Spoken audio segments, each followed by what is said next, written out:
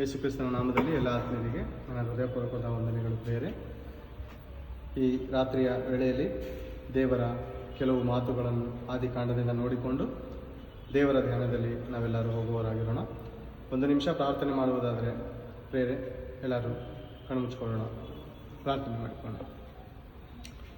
ಭೂಪರ ಲೋಕಗಳನ್ನು ಉಂಟು ಮಾಡಿದಂಥ ತಂದೆಯಾದ ದೇವರೇ, ನಿಮಗೆ ಸ್ತೋತ್ರಗಳು ತಂದೆ, ಕೃತಜ್ಞತೆಗಳು ತಂದೆ. ತಂದೆ, ರಾತ್ರಿಯ ವೇಳೆಯಲ್ಲಿ ತಂದೆ ನಿಮ್ಮ ಮಾತುಗಳನ್ನು ಹೇಳುವುದಕ್ಕೆ ಒಂದು ಒಳ್ಳೆಯ ಸದಾವಕಾಶವನ್ನು ಮಾಡಿಕೊಟ್ಟಿದ್ದಕ್ಕಾಗಿ ಸ್ತೋತ್ರಗಳು ತಂದೆ. ಹೇಳುವಂಥ ಮಾತುಗಳು ಪರಿಶುದ್ಧಾತ್ಮನ ಪ್ರೇರೇಪಣೆಯಿಂದ ಬರಬೇಡಲಿ ತಂದೆ. ಕೇಳುವಂಥ ನಿಮ್ಮ ಮಕ್ಕಳಿಗೆ ಬೇಕಾದಂಥ ವಿವೇಕವನ್ನು, ಹೇಳುವುದಕ್ಕೆ ಬೇಕಾದಂಥ ನನಗೆ ಜ್ಞಾನವನ್ನು ಅನುಗ್ರಹಿಸಿ ನಮ್ಮ ಮಧ್ಯದಲ್ಲಿ ನಿಮ್ಮ ನಾಮವನ್ನು ಮಹಿಮೆಪಡಿಸಿಕೊಳ್ಳಬೇಕೆಂದು ಈ ಪ್ರಾರ್ಥನೆಯನ್ನು ನಿಮ್ಮ ಮುದ್ದು ರಕ್ಷಕನಾದ ಕ್ರಿಸ್ತೇಸು ನಮ್ಮಲ್ಲಿ ಪ್ರಾರ್ಥಿಸಬೇಡಿ ನಿಮಗೆಲ್ಲಪ್ಪ ತಂದೆ.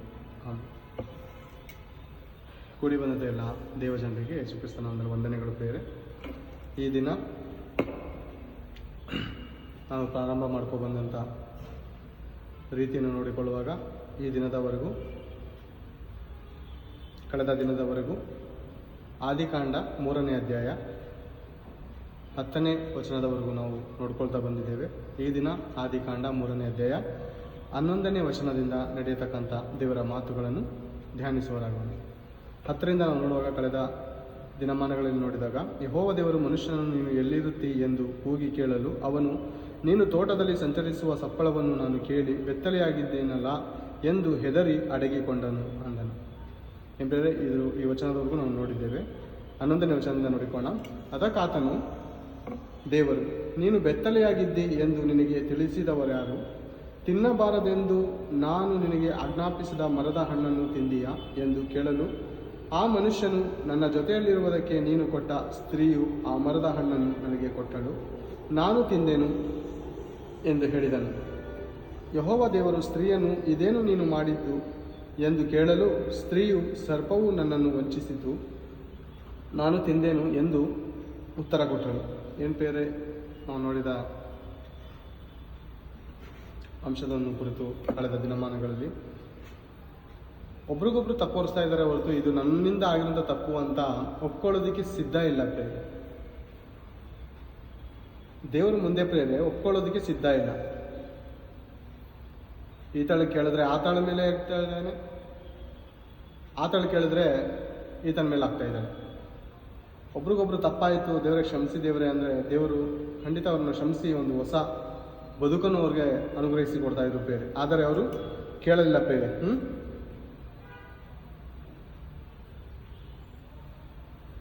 ಇದೇನು ನೀನು ಮಾಡಿದ್ದು ಎಂದು ಕೇಳಲು, ಸ್ತ್ರೀಯು, ಸರ್ಪವು ನನ್ನನ್ನು ವಂಚಿಸಿತು, ನಾನು ತಿಂದೆನು ಎಂದು ಉತ್ತರ ಕೊಟ್ಟಳು. ಅಂದರೆ ಇವರ ಮನಸ್ಸಾಕ್ಷಿಗೆ ಗೊತ್ತಾಯ್ತಾ ಇದೆ ಸೈತಾನನನ್ನು ವಂಚಿಸ್ತಾ. ಯಾಕಂದರೆ ಆಗ ನೋಡುವಂಥ ದೃಷ್ಟಿ ಬೇರೆ ಇತ್ತು. ಅರ್ಥ ಮಾಡ್ಕೊಳ್ಳಿ. ಅನೇಕರು ಇದರಲ್ಲಿ ಹೇಳುವಂಥ ವಿಷಯ ಏನಂದರೆ, ಅನೇಕರು ದೇವರೇ ಇವರನ್ನು ಮುಚ್ಚುಮರೆ ಮಾಡಿ ಮಡಗ್ತಾ ಇದ್ದನು, ದೇವರೇ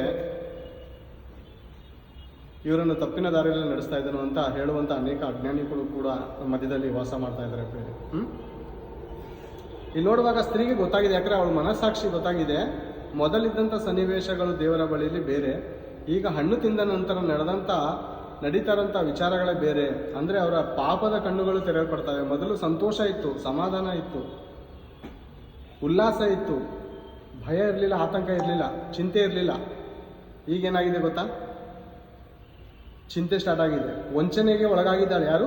ಸ್ತ್ರೀ. ವಂಚಿಸಿದ್ದು, ನಾನು ತಿಂದೇನೆ ಎಂದು ಉತ್ತರ ಕೊಟ್ಟಳು. ಆಗ ಯೆಹೋವ ದೇವರು ಸರ್ಪಕ್ಕೆ, ನೀನು ಈ ಕಾರ್ಯವನ್ನು ಮಾಡಿದ್ದರಿಂದ ಎಲ್ಲ ಪಶುಗಳಲ್ಲಿಯೂ ಅಡವಿಯ ಎಲ್ಲ ಮೃಗಗಳಲ್ಲಿಯೂ ಶಾಪಗ್ರಸ್ತವಾದಿ, ನೀನು ಹೊಟ್ಟೆಯಿಂದ ಹರಿದು ನಿನ್ನ ಜೀವಮಾನದ ದಿನಗಳಲ್ಲೆಲ್ಲ ಮಣ್ಣೆ ತಿನ್ನುವಿ. ಏನು ಹೇಳ್ತಾ ಇದ್ದಾರೆ? ಏನು ಶಾಪ ಕೊಡ್ತಾ ಇದ್ದಾರೆ ದೇವರು? ಅವಾಗೆ ನೀನು ಎಲ್ಲ ಜೀವಿಗಳಲ್ಲಿ ಶಾಪಗ್ರಸ್ತ. ಅಂದರೆ ಹೊಟ್ಟೆಯಿಂದ ಹರಿಯಬೇಕು ನೀನು. ಕೈಕಾಲುಗಳು ಅಂದರೆ ಮೊದಲು ಕೈಕಾಲಿತ್ತ ಸರ್ಪಕ್ಕೆ. ಈ ವಾಕ್ಯಕ್ಕನುಸಾರವಾಗಿ ಮೊದಲು ಸರ್ಪಕ್ಕೆ ಕೈಕಾಲುಗಳು ಇದ್ದವ? ಖಂಡಿತ ಇದ್ದವು ಬೇರೆ. ಈಗೇನಾಗಿದೆ? ಕೈಕಾಲುಗಳು ಇಲ್ಲದ ಕಾರಣ ಶಾಪಗ್ರಸ್ತ ಅಂದರೆ ಹೊಟ್ಟೆಯಿಂದ ಹರಿಬೇಕು. ಕೆಲವರು ಚಿಕ್ಕ ವಯಸ್ಸಲ್ಲಿದ್ದಾಗ ಅನೇಕ ಅಜ್ಜಿ ಕಥೆಗಳು ಕೇಳಿದ್ದೀನಿ ಬೇರೆ. ಒಂದು ಕೆಂಪುಗಿರೋ ರೈಲು ಹುಳ ಆಗಾಗ ಹೋಗ್ತಾ ಇರ್ತದೆ ರೋಡ್ ಮಧ್ಯದೆಲ್ಲ ನೋಡಿದಿರ, ಹೋಗ್ತಾ ಇರ್ತದೆ. ಇವರಿಬ್ರಿಗೂ ಒಪ್ಪಂದ ಆಯ್ತಂತೆ. ಅಂದರೆ ಅದಕ್ಕೆ ಕಣ್ಣಿರ್ಲಿಲ್ವಂತೆ, ಇದಕ್ಕೆ ಅಂದರೆ ಹಾವಿಗೆ ಕಣ್ಣಿರ್ಲಿಲ್ವಂತೆ, ಅದಕ್ಕೆ ಕೈಕಾಲಿರ್ಲಿಲ್ವಂತೆ. ಇವರಿಬ್ಬರಿಗೆ ಎಕ್ಸ್ಚೇಂಜ್ ಆಫರ್ ನಡೀತಂತೆ. ಎಂಥ ಎಂಥ ಪ್ರೇರೆ ನೆನೆಸ್ಕೊಂಡ್ರೆ ತುಂಬ ವಿಚಿತ್ರವಾಗಿ ಕಥೆಗಳನ್ನ ಕಟ್ಟಿದ್ದಾರೆ ಪ್ರೇರೆ ನಮ್ಮ ಹಿರಿಯರು. ಭಯಂಕರ ಕಥೆಗಳು, ಒಳ್ಳೆ ಕಥೆಗಳನ್ನ ಕಟ್ಟಿದ್ದಾರೆ. ಆ ಕಥೆಗಳಲ್ಲಿ ಒಂದು ಸತ್ಯ ಇಲ್ಲ ಪ್ರೇರೆ. ಯಾವುದೋ ಒಂದು ಸತ್ಯ ಇರ್ಬೋದು, ಆದರೆ 90% ಬರೀ ಸುಳ್ಳೆ. ಬೈಬಲ್ ಓದುವಾಗ ನಮ್ಗೆ ಅರ್ಥ ಆಯಿತು, ಇದೆಲ್ಲ ಕಥೆಗಳನ್ನ ನಮಗೆ ಹೇಳಿದ್ದು ನಮ್ಮ ಅಜ್ಜಿ ಅಂತ ಅನಿಸ್ತು ಪ್ರೇರೆ. ಒಳ್ಳೊಳ್ಳೆ ಕಥೆಗಳು ಸೇರಿಸ್ತಾರೆ ಮೊಮ್ಮಕ್ಕಳಿಗೆ ಮಲಗಿಸೋಕ್ಕೆ ತುಂಬ ಕಥೆಗಳನ್ನ ಹೇಳಿ ಹೇಳಿ ಹೇಳಿ ಪಾಪ ಆ ಹುಡುಗರುಗಳು ಸತ್ಯ ತಿಳ್ಕೊಳ್ಳೋಷ್ಟೊತ್ತಿಗೆ ಬಹಳ ವರ್ಷಗಳಾಗುತ್ತೆ. ಆಗ ತಿಳ್ಕೊಂಡಾಗ ಗೊತ್ತಾಗುತ್ತೆ ನಮ್ಮ ಅಜ್ಜಿ ಹೇಳಿದ್ದು ನಿಜವಾದ ಕಥೆನೇ, ನಿಜವಲ್ಲ ಅದು. ಕಥೆನೇ ಹೊರತು ಜೀವನ ಅಲ್ಲ ಅದು. ಅದು ಕಣ್ಣು ಕೊಡ್ದಂತೆ, ಇದು ಕಾಲು ಕೊಡ್ದಂತೆ. ಕಣ್ಣು ಕಾಲು ಎಕ್ಸ್ಚೇಂಜ್ ಮಾಡ್ಕೊಳ್ಳೋಂಥ ಶಕ್ತಿ ಅವ್ರಿಗೆ ಇದ್ದಿದ್ರೆ ಇನ್ನು ಹೇಗಿರ್ಬೋದಾಗಿತ್ತು ನೋಡಿ. ಇಬ್ರಿಗೂ ಕಣ್ಣು ಬದಲಾಯಿಸ್ಕೊಳ್ಳೋಕ್ಕೆ, ಕಾಲು ಬದಲಾಯಿಸ್ಕೊಳ್ಳೋಕ್ಕೆ ಶಕ್ತಿ ಇದ್ದಿದ್ರೆ ಇವುಗಳಿಗೆ ಮತ್ತೇನೇನೇನೆಲ್ಲ ಮಾಡ್ಬೋದಾಗಿತ್ತು ಇವು. ಹಂಗೆ ಹಾವು ಕಣ್ಣನ್ನು ಸೃಷ್ಟಿ ಮಾಡ್ಕೋಬೋದಾಗಿತ್ತು. ಆ ರೈಲುಳ ಕಾಲನ್ನ ಸೃಷ್ಟಿ ಮಾಡ್ಕೋಬೋದಾಗಿತ್ತಲ್ಲ. ಹೌದಂತೀರ ಅಲ್ಲಂತೀರ? ತುಂಬ ಕಥೆಗಳು ಕಟ್ಟಿದ್ದಾರೆ. ಕಥೆ ಅಲ್ಲ ಇದು, ಜೀವನ. ಸತ್ಯವೇದ ಗ್ರಂಥದಲ್ಲಿರುವಂಥ ಮಾತು ಸತ್ಯವಾದ ಮಾತವಾಗಿರೋದು, ಸುಳ್ಳಲ್ಲ. ಪ್ರತಿಯೊಂದು ಪ್ರಶ್ನೆಗೂ ಉತ್ತರ ಸಿಗುತ್ತೆ ನಮಗೆ. ನೀನು ಹೊಟ್ಟೆಯಿಂದ ಹರಿದು ನಿನ್ನ ಜೀವಮಾನದ ದಿನಗಳೆಲ್ಲ ಮಣ್ಣೇ ತಿನ್ನುವೆ. ಓಕೆನಾ? ನಿನಗೂ ಈ ಸ್ತ್ರೀಗೂ ನಿನ್ನ ಸಂತಾನಕ್ಕೂ ಈ ಸ್ತ್ರೀಯ ಸಂತಾನಕ್ಕೂ ಹಗೆತನವಿರುವ ಹಾಗೆ ಮಾಡುವೆನು. ಈಕೆಯ ಸಂತಾನವು ನಿನ್ನ ತಲೆಯನ್ನು ಜಜ್ಜುವುದು, ನೀನು ಅದರ ಹಿಮ್ಮಡಿಯನ್ನು ಕಚ್ಚುವಿ. ಎಂತಿದೆ ಇದು? ಈ ಮಾತು ಯೇಸು ಕ್ರಿಸ್ತನ ಸಂತಾನದವರಾದಂಥ ನಾವು ಸೈತಾನನ ತಲೆಯನ್ನು ಜಜ್ತೀವಂತೆ. ಅದು ನಮ್ಮ ಕಾಲು ಕಡಿತದಂತೆ. ಅಂದರೆ ಪಾಪ ಮಾಡಿಸೋದಕ್ಕೆ ಅದು ಪ್ರಯಾಸ ಪಡುತ್ತೆ.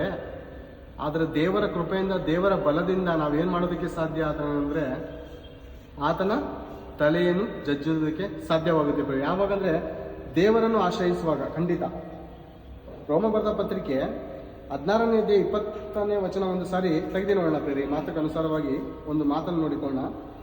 ರೋಮ ಬರೆದ ಪತ್ರಿಕೆ 16ನೇ ಅಧ್ಯಾಯ 20ನೇ ವಚನ ಒಂದು ಸಾರಿ ತೆಗೆದು ನೋಡೋಣ.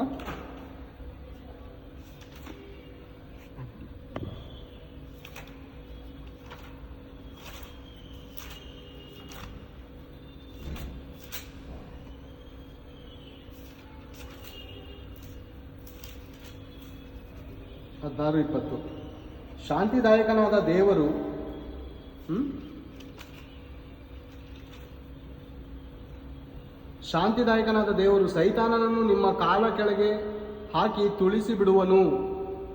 ನಮ್ಮ ಕರ್ತನಾದ ಯೇಸು ಕ್ರಿಸ್ತನ ಕೃಪೆಯು ನಿಮ್ಮೊಂದಿಗಿರಲಿ. ಸೈತಾನನನ್ನು ನಮ್ಮ ಕಾಲ ಕೆಳಗಡೆ ಹಾಕ್ತಾರಂತೆ. ಯಾರು? ಯೇಸು ಕ್ರಿಸ್ತನು ನಮ್ಮ ಕಾಲ ಕೆಳಗಡೆ ಸೈತಾನನನ್ನು ಹಾಕಿಸ್ತಾರಂತೆ. ಅಂದರೆ ಆತನೇ ನಮ್ಮ ಮೂಲಕ ಜಯ ಹೊಂದುವಂತೆ ಮಾಡ್ತಾರೆ ಯೇಸು ಪ್ರಭು. ಯಾಕಂದರೆ ಆತನ ವಾಕ್ಯವು ಬಲಿಷ್ಠವಾದದ್ದು. ಆತನ ವಾಕ್ಯವು ಕೋಟೆಗಳನ್ನು ಕೆಡುವಂಥದ್ದು, ಶತ್ರುವಿನ ಕಾರ್ಯಗಳನ್ನು ನಿರ್ಮೂಲ ಮಾಡುವಂಥದ್ದು. ಅನೇಕ ಭಕ್ತರು ಭಯಂಕರವಾದ ರೀತಿಯಲ್ಲಿ ಗೆದ್ದರು ಈ ಭೂಲೋಕದ ಆಸ್ತಿ ಅವರನ್ನು ಮಿಂಗಬೇಕಂತ ಬರ್ತು, ಅವರು ಅದಕ್ಕೆ ತಲೆ ಬಾಗಿಸ್ಲಿಲ್ಲ. ಈ ಲೋಕದ ದೇಹದ ಅಂದರೆ ಮಾಂಸದ ಇಚ್ಛೆಗಳು ಅನೇಕರನ್ನು ಸೈತಾನನು ಪ್ರೇರೇಪಣೆ ಮಾಡ್ದ, ಆದರೆ ಅವರು ಸೋತು ಬಿದ್ದು ಹೋಗಲಿಲ್ಲ. ಅನೇಕರು ಹೆಸರಿಗೆ ಅವರು ತಮ್ಮ ಭಕ್ತಿಯ ಜೀವಿತನ ಹಾಳು ಮಾಡ್ಕೊಳ್ಳಿಲ್ಲ ಯಾರು? ಭಕ್ತರು ತಲೆ ಜಜ್ಜಿದ್ರು ಸೈತಾನನಿಗೆ. ನಾವು ನೋಡುವಾಗ ಇಬ್ರಿಯ ಬರೆದ ಪತ್ರಿಕೆ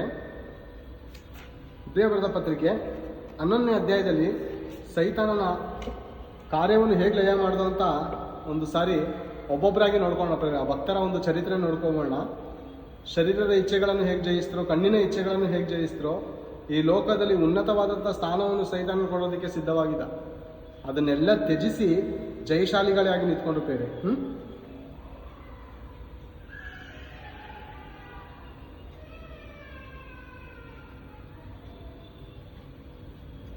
11ನೇ ಅಧ್ಯಾಯ 32ನೇ ವಚನದಿಂದ ನೋಡಿಕೋಣ. 23 ಓದಿಕೋಣ ಫಸ್ಟ್. ಮೊದಲನೇದಾಗಿ 23 ಓದಿಕೋಣ. ಮೋಶೆ ಹುಟ್ಟಿದಾಗ ಅವನ ತಂದೆ ತಾಯಿಗಳು ಕೂಸು ಸುಂದರವಾಗಿದೆ ಎಂದು ನೋಡಿ ಅರಸನ ಅಪ್ಪಣೆಗೆ ಭಯಪಡದೆ ನಂಬಿಕೆಯಿಂದಲೇ ಅವರನ್ನು 3 ತಿಂಗಳು ಬಚ್ಚಿಟ್ಟರು. ಎಂಥ ನಂಬಿಕೆ ಪ್ರೇರೆ, ಪ್ರಾಣಗಳನ್ನು ತೆಗಿಬೇಕಾದ್ರೆ ಅವ್ರ ತಾಯಿ ನಂಬಿಕೆಯಿಂದ ಇಟ್ಟರಂತೆ, ನನ್ನ ಮಗುಗೆ ದೇವರು ಅನುಗ್ರಹಿಸಿರುವಂಥ ಆಯುಷ್ವರೆಗೂ ಆತನ ಪ್ರಾಣಕ್ಕೆ ಯಾವುದೇ ರೀತಿಯಂಥ ಹಾನಿ ಆಗೋದಕ್ಕೆ ನನ್ನ ದೇವರು ಬಿಡೋದಿಲ್ಲ ಅಂತ ಅವರ ತಾಯಿ ನಂಬಿಕೆ ಇಟ್ಟರು ಪ್ರಿಯರೇ. ದೇವರು ಎಂಥ ಅದ್ಭುತ ಮಾಡಿದ್ರು ಪ್ರಿಯರೇ. ಆ ಒಂದು ನೈಲ್ ನದಿಯಲ್ಲಿ ಮೋಶೆಯನ್ನು ಒಂದು ಪುಟ್ಟಿಯಲ್ಲಿ ಹಾಕಿ ಬಿಡುವಾಗ ಮಿರ್ಯಾಮಳೆನ್ನುವಂಥ ಅವಳ ಅಕ್ಕಳು ಫಾಲೋ ಮಾಡ್ಕೊಂಡು ಹೋಗೋದಾಗ ಆ ಮಗು ಹೋಗಿ ಅರಸನ ಒಂದು ಮಡದಿಯ ಕೈಗೆ ಸಿಗುವಾಗ, ಫರೋಹನ ಒಂದು ಮಡದಿಯ ಕೈಗೆ, ಅಲ್ಲಿ ಮಿರ್ಯಾಮಳು ಎಷ್ಟು ಅದ್ಭುತವಾದ ಜ್ಞಾನವನ್ನು ಓಡಿಸ್ತಾಳೆ ಪ್ರಿಯರೇ. ಇದನ್ನು ಸಾಕೋದಕ್ಕೆ ಒಂದು ಸ್ತ್ರೀಗೆ ನಾನು ಏರ್ಪಾಡು ಮಾಡ್ತೀನಿ, ಒಬ್ಬಳನ್ನು, ನೀನು ಚಿಂತೆ ಮಾಡಬೇಡ ರಾಣಿ ಅಂತ ಹೇಳಿ ಅವ್ರ ಅಮ್ಮನನ್ನೇ ಕರ್ಕೊಂಡ್ಬಂದು ಆ ಮಗುಗೆ ಸಾಕ್ಷಿ ತಿಂಗಳಿಗೆ ದುಡ್ಡು ಇಷ್ಟು ಅಂತ ಕೊಡಂಗಾಯಿತು. ಆ ಮೋಶೆಯ ಪ್ರಾಣನೂ ಕೂಡ ದೇವರು ಉಳಿಸಿದ್ರು ಪ್ರಿಯರೇ. ಏನು ಪ್ರಿಯರೇ, ದೇವರು ಮನಸ್ಸು ಮಾಡಿದ್ರೆ ಮರಣದ ಬಾಯಿಂದ ಕೂಡ ನಮ್ಮ ಪ್ರಾಣಗಳನ್ನು ರಕ್ಷಿಸುವಾತನಾಗಿದ್ದಾನೆ ಪ್ರಿಯರೇ. ಯಾರ ಕೈಯಿಂದ, ಯಾರ ಮನೆಯಿಂದ ಮರಣ ಹೊಂದಬೇಕಾಗಿತ್ತು ಆ ಮೋಶೆ, ಯಾರ ಮನೆಯಿಂದ ಮರಣದ ವಾರ್ತೆ ಬಂದಿತ್ತು ಆ ಮನೆಯಲ್ಲೇ ಏನಾಯ್ತು ಗೊತ್ತಾ, ಆತನಿಗೆ ಜೀವ ಸಿಕ್ತು ಪ್ರೇರೆ, ಜೀವ ಸಿಕ್ತು ಪ್ರೇರೆ. ಆತಳಿಗೆ ಏನ್ ಸಿಕ್ತು? ಜೀವ. ಎಷ್ಟು ಅದ್ಭುತ ಪ್ರೇರೆ. ಆತಳಿಗೆ ಹಣನೂ ಸಿಕ್ತು, ಮತ್ತೆ ತನ್ನ ಮಗನ ಪ್ರಾಣವೂ ಉಳಿತು ಪ್ರೇರೆ. ಆ ತಾಯಿ ಮಡಿಲಿಗೆ ಆ ಮೋಶೆ ಹೋದಾಗ ಆತಳು ಎಷ್ಟು ದೇವರನ್ನು ಸ್ತುತಿಸಿರ್ಬೋದು. ದೇವರೇ, ನಿನ್ನಂಥ ದೇವರು ಯಾರೂ ಇಲ್ಲ, ನಿನ್ನ ಹಾಗೆ ನಮ್ಮನ್ನು ಪ್ರೀತಿಸುವವರು ಯಾರೂ ಇಲ್ಲ ಅಂತ ದೇವರನ್ನು ಸ್ತುತಿಸಿರ್ಬೋದು ಪ್ರೇರೆ. ಎಂಥ ಅದ್ಭುತ ಅಲ್ವಾ? ಎಷ್ಟು ಆತಳು ಸಂತೋಷ ಪಟ್ಟಿರ್ಬೋದು. ಏನ್ ದೇವ್ರೆ, ಯಾವ ಮನೆಯಿಂದ ಮರಣದ ವಾರ್ತೆ ಬರ್ತೋ ನನ್ನ ಮಗನಿಗೆ, ಆ ಮನೆಯಿಂದಲೇ ನನಗೆ ನನ್ನ ಮಗನು ದೊರಕಿಸುವ ಹಾಗೆ ನೀನು ಸಹಾಯ ಮಾಡಿದಲ್ಲದೆ ಹಣವೂ ಕೂಡ ಅವಳನ್ನು ಅಂದ್ರೆ ದಾದಿನ ಅವ್ರನ್ನ ಸಾಕಬೇಕಂದ್ರೆ ಪ್ರೇರೆ, ಕೆಲಸದ ಆಳುಗಳಿಗೆ ದುಡ್ಡು ಅಲ್ವಾ, ದುಡ್ಡು ಬೇಕಾಗಿತ್ತು ಪ್ರೇರೆ ಅಲ್ವಾ. ಆದುದರಿಂದ ದೇವರು ಅದ್ಭುತವಾದಂಥ ಕಾರ್ಯಗಳನ್ನು ಮಾಡಿದ್ದಾನೆ ಪ್ರೇರೆ, ಅತಿಶಯವಾದಂಥ ಕಾರ್ಯಗಳನ್ನು ಮಾಡಿದ್ದಾನೆ. ದೇವರು ನಿಜವಾಗ್ಲೂ ಪ್ರೇರೆ ಅದ್ಭುತ ಸ್ವರೂಪನು. ನಮ್ಮ ಆಲೋಚನೆಯನ್ನು ಮೀರಿ ಆತನು ಒಳ್ಳೆಯದನ್ನು ಮಾಡುವನಾಗಿದ್ದಾನೆ. ಏನ್ ಪ್ರೇರೆ, ಅದಕ್ಕೆ ಸ್ವಲ್ಪ ಕಾಲ ಪಾಪ ಭೋಗವನ್ನು ಅನುಭವಿಸೋದಕ್ಕಿಂತ ದೇವರ ಜನರೊಂದಿಗೆ ಕಷ್ಟವನ್ನು ಅನುಭವಿಸುವುದೇ ಒಳ್ಳೆಯದೆಂದು ತೀರ್ಮಾನಿಸಿಕೊಂಡನು. ಇದೆಲ್ಲ ಸ್ಟೋರಿ ಅವ್ರ ತಾಯಿ ಹೇಳಿರ್ತಾಳೆ, ನೀನು ಇಂಥ ಸಮಯದಲ್ಲಿ ಮರಣ ಹೊಂದಬೇಕಾಗಿತ್ತು ಮೋಶೆ, ಆದರೆ ದೇವರು ನಿನ್ನ ಪ್ರಾಣವನ್ನು ಉಳಿಸಿ ನನ್ನ ಮಡಲಿಗೆ ನೀನು ತಿರುಗಾ ಬರುವ ಹಾಗೆ ದೇವರು ಸಹಾಯ ಮಾಡಿದಲ್ಲದೆ ರಾಣಿಯ ಮನೆಯಿಂದ ನಮಗೆ ಬೇಕಾದಷ್ಟು ಹಣವನ್ನು ಕೂಡ ದೇವರು ಒದಗಿಸಿಕೊಟ್ಟನು. ಆ ದೇವರು ತುಂಬ ಒಳ್ಳೆಯವನು, ತುಂಬ ಅದ್ಭುತನು. ನಾವು ಅನುಭವಿಸಿದಂಥ ಸುಖನ ಮಕ್ಕಳಿಗೆ ಹೇಳ್ತೀವ? ಏನ್ ಪ್ರೇರೆ, ಮೋಶೆಯ ತಾಯಿ ಆತನಿಗೆ ಎಷ್ಟು ದೇವರ ಬಗ್ಗೆ ಹೇಳಿರ್ಬೇಕು. ಹೌದಲ್ಲ ಪ್ರೇರೆ? ಮೋಶೆಗೆ ಎಷ್ಟು ದೇವರ ಮಾತುಗಳು ಹೇಳಿರ್ಬೋದು. ಆದದ್ರಿಂದನೇ ಅಲ್ವಾ ಮೋಶೆ ಏನ್ ಮಾಡಿದಾನೆ ಹೇಳಿ, ಸ್ವಲ್ಪ ಕಾಲ ಪಾಪ ಭೋಗವನ್ನು ಅನುಭವಿಸೋದಕ್ಕಿಂತ ದೇವ ಜನರೊಂದಿಗೆ ಕಷ್ಟವನ್ನು ಅನುಭವಿಸುವುದೇ ಒಳ್ಳೆಯದೆಂದು ತೀರ್ಮಾನಿಸಿಕೊಂಡನು. ಐಗುಪ್ತ ದೇಶದ ಸರ್ವ ಐಶ್ವರ್ಯಕ್ಕಿಂತಲೂ ಕ್ರಿಸ್ತನ ನಿಮಿತ್ತವಾಗಿ ಉಂಟಾಗುವ ನಿಂದೆಯೇ ಶ್ರೇಷ್ಠ ಭಾಗ್ಯವನ್ನು ಎನಿಸಿಕೊಂಡನು. ಕ್ರಿಸ್ತನು ಬಂದಿದ್ದು ಕ್ರಿಸ್ತ ಪೂರ್ವದಲ್ಲಿ ಪ್ರೇರೆ. ಆಗಿನ ಕಾಲದಲ್ಲಿ ಕ್ರಿಸ್ತ ಶಕ ಅಂದ್ರೆ ಹಳೆ ಒಡಂಬಡಿಕೆಯಲ್ಲಿ ಯೇಸು ಕ್ರಿಸ್ತರಿದ್ರ ಇರಲಿಲ್ಲ. ಆಗ್ಲೇ ದೇವರ ದಿವ್ಯ ಆತ್ಮ ಆತನಿಗೆ ಎಚ್ಚರಿಸ್ತು ಪ್ರೇರೆ, ಕ್ರಿಸ್ತನ ನಿಮಿತ್ತ ಬಾಧೆಯನ್ನು ನೀನು ಅನುಭವಿಸ್ಬೇಕು ಅಂತ. ಮೋಶೆ ಆಗ್ಲೇ ತಿಳ್ಕೊಂಡ, ಕ್ರಿಸ್ತನ ಎನ್ನುವಂತ ನೀನು ಲೋಕದ ಪರಿಹಾರಕ್ಕೋಸ್ಕರ ಬರುವವನಾಗಿದ್ದಾನೆ, ಆತನ ನಿಮಿತ್ತ ನಾನು ನಿಂದೇನು ಅನುಭವಿಸ್ಬೇಕು ಅಂತ ಆ ಶತಮಾನದಲ್ಲೇ ಯೇಸು ಕ್ರಿಸ್ತನನ್ನು ಘನಪಡಿಸಿದಂಥ ದೈವ ಭಕ್ತನು ಪ್ರೇರೆ. ಅಂದ್ರೆ ಐಶ್ವರ್ಯವನ್ನು ಜಯಿಸ್ತಾ ಪ್ರೇರೆ ಆತನು. ಸರ್ವ ಐಶ್ವರ್ಯವು ಮೋಶೆ ಸಾಕಿದಂತ ರಾಣಿ, ನಿನ್ನ ಮಗನು ಅಮ್ಮ ಅಂತ ಒಂದು ಸಾರಿ ಸಾಕು, ಇಡೀ ಐಗುಪ್ತ ದೇಶದ ಸರ್ವ ಐಶ್ವರ್ಯ ನಿನ್ನ ಪಾದದಲ್ಲಿ ಇಡ್ತೀನಿ, ನಿನ್ನನ್ನು ಮಗನಾಗಿ ಸ್ವೀಕರಿಸ್ತೇನೆ ಅನ್ನುವಾಗಲೂ ಆತನು ಒಪ್ಪದೆ ಪ್ರೇರೆ, ಸರ್ವವನ್ನು ಬಿಟ್ಟು ದೇವರ ಮಗನ ಅನ್ನಿಸ್ಕಿಂತ ನಿನ್ನ ಮಗನ ಅನಿಸ್ಕೊಳ್ಳೋದು ಹೇಗೆ? ನಾನು ಯಾವತ್ತೂ ಸಾಯಬೇಕಾಗಿತ್ತು, ನನ್ನ ಪ್ರಾಣ ಯಾವತ್ತೂ ನೀರಿನಲ್ಲಿ ಮುಳುಗೋಗ್ಬೇಕಾಗಿತ್ತು, ಆ ನೀರಿನಿಂದಲೂ ತಪ್ಪಿಸಿ 3 ತಿಂಗಳು ಬಚ್ಚಿಟ್ಟಿದ್ದರಿಂದಲೂ ದೇವರು ನನ್ನನ್ನು ಬಚ್ಚಿಟ್ಟು ಬಾಗಿಲು ಮುಚ್ಚಿದನು. ನನ್ನ ಪ್ರಾಣವನ್ನು ಕಾಪಾಡಿದವರು ದೇವರು 3 ತಿಂಗಳು, ನದಿಯಲ್ಲಿ ಕಾಪಾಡಿದ್ದು ದೇವರು ಮತ್ತು ರಾಣಿ ಕೈಯಲ್ಲಿ ನಾನು ಸಿಕ್ಕಿ ಆ ರಾಣಿ ಕೈಯಿಂದ ನನ್ನ ತಾಯಿ ಮಡಿಲಿಗೆ ಮತ್ತೆ ಹೋಗಿ ಮತ್ತು ನನ್ನ ತಾಯಿಗೆ ತಿಂಗಳಿಗೆ ಎಷ್ಟು ಕಾಸಂತ ಅಥವಾ ವರ್ಷಕ್ಕೆ ಎಷ್ಟು ಕಾಸಂತ ನನ್ನ ತಂದೆಯಾದ ಪರಮಾತ್ಮನು ಮಾಡಿದಂಥ ಅದ್ಭುತವನ್ನು ನಾನು ಹೇಗೆ ಮರೆತು ಬಾಳಲಿ ಅನ್ನುವಂಥ ಭಕ್ತಿ ಜೀವಿತ ಮೋಶದಾಗಿತ್ತು ಪ್ರಿಯ. ಅದಕ್ಕೆ ಸರ್ವ ಐಶ್ವರ್ಯವನ್ನು ತ್ಯಜಿಸಿದನು ಪ್ರಿಯರೇ, ಆತನು ಕಸವೆಂದು ಎಣಿಸಿದ್ದನು. ನಮ್ಮ ಪ್ರಾರ್ಥನೆ ಕೇವಲ ಕಸಕ್ಕೋಸ್ಕರನೇ ಇರುತ್ತೆ. ಪೌಲನು ಹೇಳ್ತಾನೆ, ಕ್ರಿಸ್ತನ ನಿಮಿತ್ತ ನಾನು ಸರ್ವವನ್ನು ಕಳೆದುಕೊಂಡು ಕಸವೆಂದು ಎಣಿಸುತ್ತೇನೆ ಅಂತ ಹೇಳ್ತಾರೆ. ಯಾರು? ಪೌಲರು. ನಾವು ಆ ಕಸಕ್ಕೋಸ್ಕರ ಪ್ರಾರ್ಥನೆ, ನಮ್ಮ ಪ್ರಾರ್ಥನೆ ಎಂತಕ್ಕಾಗಿ ಅಂದರೆ, ದೇವರೇ ಮನೆ ಇಲ್ಲ, ದೇವರೇ ಇರೋದಕ್ಕೆ ಮನೆ ಕೊಡು, ಮನೆ ಕೊಡ್ತೇವೆ, ಮನೆ ಬಂದಮೇಲೆ ಒಂದು ಗಾಡಿ ಕೊಡುತ್ತೇವೆ, ಎಲ್ಲ ನಿನ್ನ ಸೇವೆಗೆ, ಎಲ್ಲ ನಿನ್ನ ಸೇವೆಗೆ, ಎಲ್ಲ ನಿನ್ನ ಸೇವೆಗೆ ಅಂತ ಹೇಳ್ತೀವಿ ಬೇರೆ. ವರ್ಷಕ್ಕೊಂದು ದಿವಸ ಉಪಯೋಗ ಆಗುತ್ತೋ ಇಲ್ಲೋದು ಗೊತ್ತಿಲ್ಲ. ಆ ಮನೆ, ಆ ಗಾಡಿಗಳು ಅಲ್ವಾ? ಹೆಸರು ದೇವ್ರದು, ಕೆಲಸ ಮಾತ್ರ ನಿಮ್ಮದು ಅಲ್ವಾ? ಹೌದಂತೀರ ಅಲ್ಲ ಅಂತೀರ? ಹೆಸರು ದೇವ್ರದ್ದು ಬೇರೆ. ಕೊಡು ದೇವ್ರೆ, ಕೊಡು ದೇವ್ರೆ, ಕಸ ಕೊಡು ದೇವ್ರೆ, ಮನೇಲೆಲ್ಲ ಕ್ಲೀನ್ ಇದೆ ದೇವ್ರೆ, ನೀನು ಕಸ ಕೊಟ್ರೆ ಮನೆ ತುಂಬ ಅದ್ಭುತವಾಗಿರ್ತದೆ. ಎಂತಂದರೆ ಕಸ ಎಲ್ಲ ತೆಗೆದು ಎಲ್ಲಿ ಇಡ್ತೀವಿ ನಾವು? ಕಸ ಎಲ್ಲ ಹಾಕ್ತೀವಿ? ಡಸ್ಟ್ಬಿನಲ್ಲಿ ಹಾಕ್ತೀವಿ. ಈಗ ಡಸ್ಟ್ಬಿನಲ್ಲಿ ಇರೋದೆಲ್ಲ ನಾವು ತಗೊಬಂದು ಮನೇಲಿ ಅಂದು ಅಂತ ತಿಳ್ಕೊಳ್ಳಿ. ನಮಗೆ ನಾವೇ ಅರ್ಥ ಮಾಡ್ಕೊಳ್ಳೋಣ, ಇಲ್ಲ ನಾವು ಮಾನಸಿಕ ಅಸ್ವಸ್ಥರಾಗಿದ್ದರೆ ಯಾರಿಗಾದ್ರೂ ವಿಚಾರಿಸೋಣ. ನಿಮ್ಮನ್ನ ಹುಚ್ಚರಂತರ ಬುದ್ಧಿವಂತರಂತರ ಯೋಚನೆ ಮಾಡಿ. ನೀವು ಹುಚ್ಚರ ಬುದ್ಧಿವಂತರ. ಯೇಸು ಪ್ರಭು ಮನೆ ಮಾಡ್ಕೊಳ್ಳಿಲ್ಲ. ಇದು ನರಿಗಳಿಗೆ ಬುದ್ಧಿಗಳಿವೆ, ಆಕಾಶದ ಪಕ್ಷಿಗಳಿಗೆ ಹಾರುವವರಿಗೆ ಗೂಡುಗಳಿವೆ, ಆದರೆ ಮನುಷ್ಯ ಕುಮಾರನಿಗೆ ತಲೆ ಇಡುವಷ್ಟು ಜಾಗ ಇಲ್ಲ ಅಂತ ಹೇಳ್ತಾರೆ. ಅಂದರೆ ಆತನ ಮನೆಯಲ್ಲದೆ ಹೊರಗಡೆ ಇದ್ದಾನೆ, ನೀವು ಮಾತ್ರ ಬೆಚ್ಚಿಗೆ ಸ್ವಂತ ಮನೇಲಿ ಇರಬೇಕು ಅನ್ನೋದು ನನ್ನ ಅಪೇಕ್ಷೆ. ಅಲ್ಲ, ದೇವ್ರು ಇಷ್ಟಪಟ್ಟರೆ ಕೊಡ್ತಾರೆ ಬಿಟ್ಟರೆ, ದೇವ್ರು ಇಷ್ಟ ಅದು ಕೇಳುವಂಥದ್ದು ಎಂಥದ್ದು? ಅದು ಎಂಥ ಪ್ರಾರ್ಥನೆ? ಅದು ಮೂಢರ ಪ್ರಾರ್ಥನೆ, ಅದು ಅಜ್ಞಾನಿಗಳ ಪ್ರಾರ್ಥನೆ. ನಿಜವಾಗ್ಲು ಜ್ಞಾನವಂತರ ಪ್ರಾರ್ಥನೆ ಆಗಿರಲ್ಲ ಅಲ್ವಾ? ನಿನಗಿರುವುಗಳಲ್ಲಿ ತೃಪ್ತರಾಗಿರುವಂಥ ದೇವ್ರು ಹೇಳಿದ್ರೆ, ನಾನು ತೃಪ್ತಿ ಇಲ್ಲ ದೇವ್ರೆ, ಮನೆ ಕೊಡು, ಕಾರ್ ಕೊಡು, ಒಡವೆ ಕೊಡು, ಕೊಡು ಕೊಡು ದೇವ್ರೆ, ಕೊಡು, ಕೊಡ್ತಾ ಇರು. ಐಶ್ವರ್ಯವಂತನು ನಿಂತರನೇ ಪ್ರಾರ್ಥನೆ ಮಾಡಿದ್ದಾನೆ. ಅವನು ಲೋಕನ ಬರೆದ ಸ್ವಾರ್ಥನಲ್ಲಿ ನಿಂತರನೇ ಪ್ರಾರ್ಥನೆ, ಕೊಡು ದೇವ್ರೆ, ಕೊಡು ದೇವ್ರೆ, ಕೊಡು ದೇವ್ರೆ ಅಂತ ಈ ಲೋಕದಲ್ಲೇ ಎಲ್ಲ ತಗೊಂಡು ಪರಲೋಕದಲ್ಲಿರುವಂಥ ಎಲ್ಲ ಆತನ ಚಿನ್ನದ ಆಸ್ತಿ ಎಲ್ಲ ಮಾರ್ಬಿಟ್ಟು ದೇವ್ರು ಕೊಟ್ಟರು ಅವನಿಗೆ.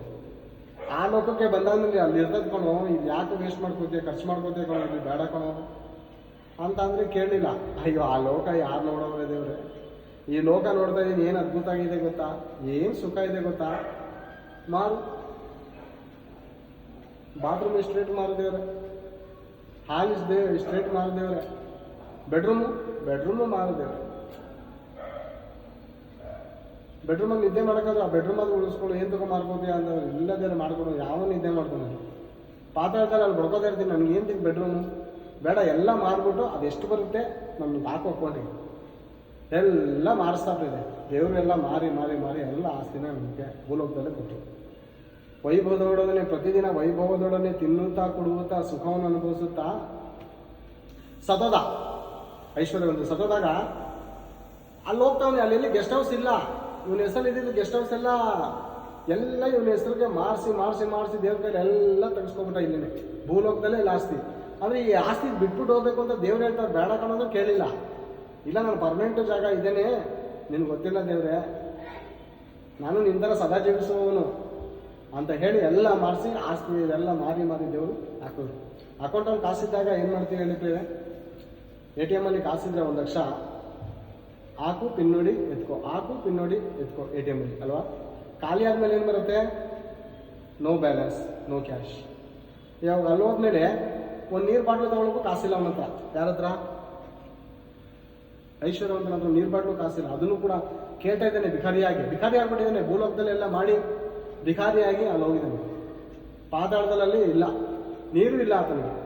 ಅದೇ ರೀತಿ ನಮ್ಮ ಹೆಸರಲ್ಲಿರುವಂಥ ಆಸ್ತಿ ಏನಾದರೂ ಮಾರಿಸ್ಬಿಟ್ಟು ದೇವ್ರ ಕೈಯಲ್ಲಿ ಈ ಲೋಕದಲ್ಲೇ ತಗೊಂಡು ಖರ್ಚು ಮಾಡಿಬಿಡ್ತಾ ಇದ್ದೀವ? ಏನ್ರಿ ವಿಚಾರವಂತರಾಗಿ, ಬುದ್ಧಿವಂತರಾಗಿ. ನಮ್ಮ ಹತ್ರ 500 ರೂಪಾಯಿ ನೋಟು 100 ರೂಪಾಯಿ ನೋಟು ಇದ್ದಾಗ ಭಾಳ ಸರಿ ನಾವು 5 ರೂಪಾಯಿ 10 ರೂಪಾಯಿಗೆ ನಾವು ಖರ್ಚು ಮಾಡೋಕೆ ಹೋಗಲ್ಲ. ಚೇಂಜ್ ಅದೇನಾದರೂ ಮುರಿದ್ರೆ ಅಂದರೆ ಚೇಂಜ್ ಮಾಡಿಸ್ತಾ ಅದು ನಿಲ್ಲಲ್ಲ, ಅದು ಹೋಯ್ತಾ ಇರ್ತದೆ ಅಂತಾರೆ. ಹಂಗೆ ದೇವ್ರ ಹತ್ರ ನಾವು ಒಂದು ಕೇಳ್ತೀವಿ ಖರ್ಚಾಗತ್ತೆ, ತಿರ್ಗಾ ಕೇಳ್ತೀವಿ ಖರ್ಚಾಗತ್ತೆ, ಮುರಿಸ್ಬಿಡ್ತೀವಿ ಅಲ್ಲಿ. ಆ ಮನೆ ಏನು ಮಾಡ್ತೀವಿ ಗೊತ್ತಾ, ಸೇಲ್ ಬಿಡಿಸ್ಬಿಡ್ತೀವಿ. ಬೆಡ್ರೂಮು, ಹಾಲು, ಕಿಚನ್ ಎಲ್ಲ ಮಾಡ್ಬಿಡ್ತೀವಿ ಅಷ್ಟೇ. ಅದೇ ರೀತಿ ಪರಿಸ್ಥಿತಿ ಆಗಿರೋದು. ಒಂದು ಉದಾಹರಣೆ ಕೊಡ್ತಾ ಇದ್ದೀನಿ. ಆ ರೀತಿಯೇ ಆಗತ್ತೆ ಅಂತಲ್ಲ, ನಿಮ್ಮ ತಿಳುವಳಿಕೆಗೆ ಒಂದು ಭೌತಿಕವಾಗಿ ಆಲೋಚನೆ ಮಾಡುವಂಥ ಜ್ಞಾನ ಬರಲಿ ಅಂತ ನಾನು ನಿಮ್ಮ ಭೌತಿಕವಾಗಿ ಉದಾಹರಣೆ ಹೇಳ್ತಾ ಇದ್ದೀನಿ. ಅರ್ಥ ಮಾಡ್ಕೊಳ್ಳಿ. ಎಲ್ಲ ಮಾರಿ ದೇವರು ಈತನ ಕೊಟ್ಟು, ಈತನ ಏನು ಮಾಡೋದು ಗೊತ್ತಾ, ಈ ಲೋಕದಲ್ಲಿ ತಿಂದು ಕುಡಿದು ಎಂಜಾಯ್ ಅನ್ಕೊಂಡು. ಆದರೆ ಹಳೆ ಭಕ್ತರು ಯಾವ ರೀತಿ ಜೀವನ ಮಾಡಿದ್ರು? ಈ ಸರ್ವ ಐಶ್ವರ್ಯಕ್ಕಿಂತ ದೇವಜನರೊಂದಿಗೆ ಕಷ್ಟವನ್ನು ಅನುಭವಿಸದೆ ಲೇಸು ಒಂದು ಪ್ರೇರಿತು. 30ನೇ ವಚನ, ನಂಬಿಕೆಯಿಂದಲೇ ಅವರು 7 ದಿವಸ ತನಕ ಯೆರಿಕೋ ಪಟ್ಟಣದ ಗೋಡೆಗಳನ್ನು ಸುತ್ತಿದ ಮೇಲೆ ಅವು ಬಿದ್ದವು. ಕೆಳಗಡೆ ನೋಡಿಕೊಂಡು ಅದೇ ರೀತಿ 33, ನಂಬಿಕೆಯ ಮೂಲಕ ಅವರು ರಾಜ್ಯಗಳನ್ನು ಸ್ವಾಧೀನ ಮಾಡಿಕೊಂಡರು, ನೀತಿಯನ್ನು ನಡೆಸಿದರು, ವಾಗ್ದಾನಗಳನ್ನು ಪಡಕೊಂಡರು, ಸಿಂಹಗಳ ಬಾಯಿ ಕಟ್ಟಿದರು, ಬೆಂಕಿಯ ಬಲವನ್ನು ಆರಿಸಿದರು. ಏನ್ ಪೇರೆ, ಬೆಂಕಿಯ ಬಲವನ್ನು ಆರಿಸಿದ್ರು ಪೇರೆ ಶದ್ರಕ್, ಮೇಷಕ್, ಅಬೇದ್ಗೋ. ಎಂಥ ಮಾತು ಗೊತ್ತಾ ಹೇಳಿದ್ದು? ದೇವರು ಒಂದು ವೇಳೆ ನನ್ನನ್ನು ಉಳಿಸ್ಲಿ, ಒಂದು ವೇಳೆ ರಾಜನೇ ನೀನು ನಿಲ್ಲಿಸಿದಾಗ ಪ್ರತಿಮೆಗೆ ನಾನು ಅಡ್ಡ ಬೀಳಲ್ಲ. ಈ ಹೊತ್ತು ನಮ್ಮ ಪ್ರಾಣ ಹೋಗುತ್ತಾ ದೇವರ ನಿಮಿತ್ತ, ನಮ್ಮ ಪ್ರಾಣ ಕಳೀತೀಯಾ, ಈಗೋ ಸಿದ್ಧ, ತಗೋ ನಮ್ಮ ಪ್ರಾಣ. ಏನಂತಾರೆ, ಎಷ್ಟು ಅದ್ಭುತವಾದ ನಂಬಿಕೆ ಪ್ರೇರೆ ಆತನದು. ಆ ಬೆಂಕಿಯ ಮಧ್ಯದಲ್ಲಿ ದೇವಕುಮಾರಗಳು ಹಿಡಿದು ಬಂದನು ಅಂದ್ರೆ ಪ್ರೇರೆ, ಎಂಥ ಆತನು, ಎಷ್ಟು ಮಟ್ಟಿಗೆ ಅವರು ದೇವರ ಪ್ರೀತಿಸಿರ್ಬೋದು. ಕಣ್ಣಲ್ಲಿ ನೀರು ಸುರಿಸ್ತಾ ಆ ಮಾತನ್ನು ಹೇಳಿರ್ಬೋದೇನೋ, ದೇವರೇ ನಿನ್ನ ನಿಮಿತ್ತ ನಾವು ಪ್ರಾಣ ಕೊಡೋದಕ್ಕೂ ಸಿದ್ಧವಾಗ್ತೇವೆ ದೇವರೇ. ಇವತ್ತು ಹೋಗ್ತಾ ಇದ್ದೇವೆ ನಾವು ಅರಸನ ಹತ್ರ, ಅವನು ಏನು ಅಪ್ಪಣೆ ಕೊಡ್ತಾನೋ ಅದಕ್ಕೆ ನಾವು ದೃಢವಾಗಿ ನಿಂತ್ಕೊಳ್ಳುವಂತೆ ನಮ್ಮನ್ನು ಬಲಪಡಿಸೋ ದೇವರೇ, ನಮ್ಮನ್ನು ಕಾಪಾಡೋ ದೇವರೇ, ನಿನ್ನ ದಯೆಯಿಂದ ನಮ್ಮನ್ನು ನಡೆಸೋ ದೇವರೇ. ನಮ್ಮ ತಲೆ ಆತನ ಮುಂದೆ ಬಗ್ಬಾರ್ದು, ನಿಮ್ಮ ನಾಮಕ್ಕೆ ಅವಮಾನ ಬರುವಂಥ ರೀತಿಯಲ್ಲಿ ನಮ್ಮ ಮಾತು ಅಲ್ಲಿ ಇರಬಾರ್ದು, ಭಯ ಪಡಬಾರ್ದು. ನಾವು ಅವನೇನೇ ಹೇಳಿದ್ರು ನಾವು ಧೈರ್ಯವಾಗಿ ಎದುರಿಸಿ ನಿಲ್ಲುವಂಥ ಬಲವನ್ನು ಕೊಡುವುದೇವರೇ ಅಂತ ಒಂದು ವೇಳೆ ಪ್ರಾರ್ಥನೆ ಮಾಡಿದ್ದಾರೆ ಬೇರೆ. ಶದ್ರಕ್, ಮೇಷಕ್, ಅಬೇದ್ನೆಗೋ, ದಾನಿಯೇಲನು ಪ್ರಾರ್ಥನೆ ಮಾಡಿದ್ದಾರೆ ದೇವರ ಬಳಿಯಲ್ಲಿ. ಬದುಕುವುದಾದರೆ ನೀನೇ ದೇವರು, ಸತ್ತರೆ ಪರವಾಗಿಲ್ಲ ದೇವರು, ನಿನ್ನ ಬಳಿಗೆ ಬರ್ತೀವಿ ದೇವರು, ಸೇರಿಸಿ. ಎಂಥ ಪರಿಸ್ಥಿತಿಯಲ್ಲಿ ಅವ್ರು ನಮ್ಮ ನೋವು ಕೊಟ್ಟರು, ಆ ನೋವನ್ನು ಸಹಿಸುವಂಥ ಶಕ್ತಿ ನಮ್ಗೆ ಕೊಡುವುದೇವ್ರೆ ಅಂತ ಅವ್ರು ಪ್ರಾರ್ಥನೆ ಮಾಡಿರ್ಬೋದು ಬೇರೆ. ಆ ಪ್ರಾರ್ಥನೆ ಅವರನ್ನು ಕಾಪಾಡೋದು ಬೇರೆ. ಅವರ ಹಾಕಿರುವಂಥ ಶಾಲು, ಬಟ್ಟೆ, ತಲೆ ಕೂದಲು ಸುಡದೆ ಎಷ್ಟು ಅದ್ಭುತ ಬೇರೆ ಅದು ಸನ್ನಿವೇಶ. ನೆನೆಸ್ಕೊಳ್ಳಿ ನೀವು, ಎಷ್ಟು ಅದ್ಭುತ ಅಲ್ವಾ, ಎಷ್ಟು ಅದ್ಭುತ ನೋಡಿದ್ದಾರೆ ಅವರು. ಆತನ ಮಹಿಮೆಯನ್ನು ನೋಡಿದ್ದಾರೆ ಬೇರೆ.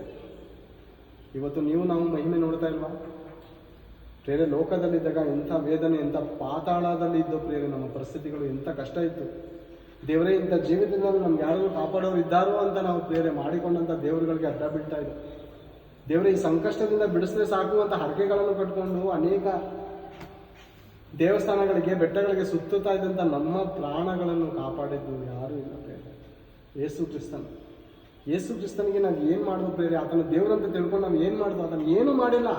ಹುಡ್ದಾಗಿಂದ ನಮ್ಮ ತಂದೆ ತಾಯಿಗಳು ಮಾಡುವಂಥ ಆಚಾರ ವಿಚಾರಗಳನ್ನು ಮಾಡಿಕೊಂಡೇ ಬಂದು ಹೊರತು ಏನು ನಾವು ಆತನಿಗೋಸ್ಕರ ಮಾಡದೇ ಇದ್ರೂ ಆತನ ಬಂದು ನಮ್ಮ ಪ್ರಾಣ ಕಾಪಾಡಿದ್ರು ಅಂದರೆ ಆತನ ಎಷ್ಟು ಒಳ್ಳೆ ದೇವರು ಬೇರೆ. ಹುಡ್ದಾಗಿಂದ ನಮ್ಮ ತಂದೆ ತಾಯಿಯ ವಿಚಾರಗಳು, ನಾವು ಬೆಳೆದಾದ್ಮೇಲೆ ದೇವ್ರು ಯಾರಂತ ಹುಡುಕ್ಲಿಲ್ಲ. ನಮ್ಮ ಇಷ್ಟ ಬಂದ ಹಾಗೆ ತಿರುಗಾಡ್ದು, ನಮ್ಮ ಇಷ್ಟ ಬಂದ ಹಾಗೆ ಕುಡ್ದಾಡ್ದು. ಆದರೂ ಆತನು ನೀನು ಇಷ್ಟು ವರ್ಷ ನೀನು ಮಾಡ್ಕೊಂಡ್ರದ ದೇವ್ರು ನಿನ್ನ ಕಾಪಾಡ್ತಾನೆ ನೋಡುವ ಅಂತ ಬಿಟ್ಕೊಡ್ಲಿಲ್ಲ. ಆತನ ದೇವ್ರೆ ಬಿಡ್ಲಿಲ್ಲ. ಆತನು ಕಾಪಾಡಿ ತೋರ್ಸಾದ್ಮೇಲೆ ನೀನು ನನ್ನನ್ನು ಹೊಗಳು, ನಿನ್ನ ನಾನು ಮಾಡ್ತೀನಲ್ಲ ಅದ್ಭುತ, ಆವಾಗ ನೀನು ನನ್ನನ್ನು ಬಂದು ಸ್ತುತಿಸು ಅಂತ ದೇವರು ಅದ್ಭುತ ಮಾಡಿ ತೋರಿಸಿ ಇವತ್ತು ಆರಾಧನೆಗೆ ಯೋಗ್ಯನಾಗ್ತಾ ಇದ್ದಾನೆ ಅಂತ, ಸ್ತುತಿಗೆ ಘನತೆಗೆ ಯೋಗ್ಯನಾಗ್ತಾ ಇದ್ದಾನೆ ಆತನು. ಎಂಥ ಪ್ರೇಮ ಪ್ರಿಯರೇ ಆತನದು ನಿಜವಾಗ್ಲೂ. ಆ ಪ್ರೀತಿಯನ್ನು ನೋಡಿದಂಥ ಭಕ್ತರ ಜೀವಿತಗಳು ಏ ರೀತಿ ಇತ್ತು ನೋಡಿ. ಬೆಂಕಿಯ ಬಲವನ್ನು ಆರಿಸಿದರು, ಕತ್ತಿಯ ಬಾಯಿಗೆ ತಪ್ಪಿಸಿಕೊಂಡರು, ನಿರ್ಬಲರಾಗಿದ್ದು ಬಲಿಷ್ಠರಾದರು. ಬಲ ಇರಲಿಲ್ಲ ಪ್ರಿಯರೇ ಅವ್ರ ಕೈಯಲ್ಲಿ, ಬಲ ಇರಲಿಲ್ಲ. ಆದರೆ ದೇವರಿಂದ ಬಲವನ್ನು ಹೊಂದ್ಕೊಂಡ್ರು. ದೇವರೇ ನಾವು ಬಲಹೀನರು, ನಿನ್ನ ಸರ್ವಶಕ್ತನೂ ದೇವರೇ, ನಿಮ್ಮ ಬಲ ನಮಗೆ ಬೇಕು ದೇವರೇ, ನಿಮ್ಮ ಶಕ್ತಿ ನಮಗೆ ಬೇಕು ದೇವರೇ. ಅಂಥ ದೇವರ ಬಳಿಯಲ್ಲಿ ಅವರು ಪ್ರತಿದಿನ ಪ್ರಾರ್ಥನೆ ಮೂಲಕ, ವಿಜ್ಞಾಪನೆಗಳ ಮೂಲಕ ದೇವರ ಬಳಿಯಲ್ಲಿ ಬಲವನ್ನು ಹೊಂದ್ಕೋತಾ ಇದ್ರು. ನಾವು ದೇವರ ಬಳಿಯಲ್ಲಿ ಬಲ ಹೊಂದ್ತಾ ಇದ್ದೀವ ಪ್ರೇರೆ? ಪ್ರತಿದಿನ ದೇವರ ಪಾದದಲ್ಲಿ ಕುತ್ಕೋತಾ ಇದ್ದೀವಿ ನಮ್ಮ ಕುಟುಂಬ? ಬನ್ನಿ ಪ್ರಾರ್ಥನೆ ಮಾಡೋ ಅಂತ ಹೇಳ್ತಾ ಇದ್ದಾರ ನಮ್ಮ ಮನೆಯಲ್ಲಿ. ಆಲೋಚನೆ ಮಾಡೋಣ ಪ್ರೇರೆ. ಸೈತಾನನು ನಿಜವಾಗ್ಲೂ ಗರ್ಜಿಸುವ ಸಿಂಹದಂತೆ ಪ್ರೇರೆ ಪ್ರಾರ್ಥನೆ ಕುತ್ಕೊಳ್ಳೋದು ಬಿಡಲ್ಲ. ಯಾಕಂದರೆ ಪ್ರಾರ್ಥನೆ ಮೂಲಕ ಇವರು ದೇಶವನ್ನು, ಲೋಕವನ್ನು ಗೆದ್ದಿದ್ದಾರೆ. ಪ್ರಾರ್ಥನೆ ಮೂಲಕ. ಪ್ರಾರ್ಥನೆಯಲ್ಲಿ ತುಂಬ ಬಲ ಇದೆ ಪ್ರೇರೆ, ಸಾಮಾನ್ಯವಾದದಲ್ಲ.